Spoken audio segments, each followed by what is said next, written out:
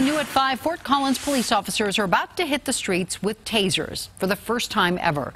7 News reporter Jennifer Kovaleski is in Fort Collins tonight. Jen, these have been standard issue for many departments for quite some time.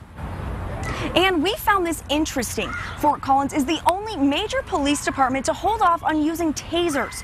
Right now, if a suspect is not cooperating, officers can use their hands, a baton, or mace similar to this. So we asked the question, why start using tasers now?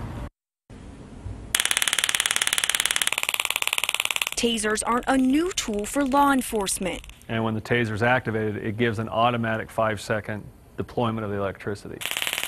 Officers across the state use the device to shock and immobilize suspects. There's a little reluctance to dive into something that hasn't been street proven. After years of sitting on the sidelines, Fort Collins Police now plans to equip 60 officers with tasers. We've gotten to the point where the technology is caught up and we're comfortable with the product. Lieutenant Russell Reed says the department decided to purchase the tasers after it saw a spike in officer injuries.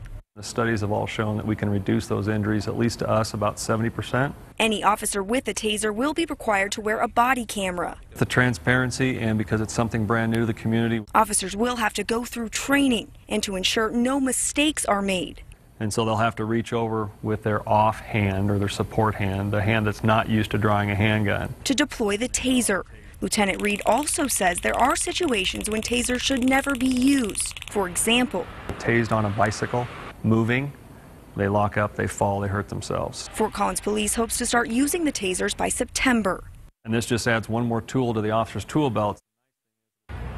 Fort Collins Police plans to hold a public meeting to talk about the tasers next Thursday.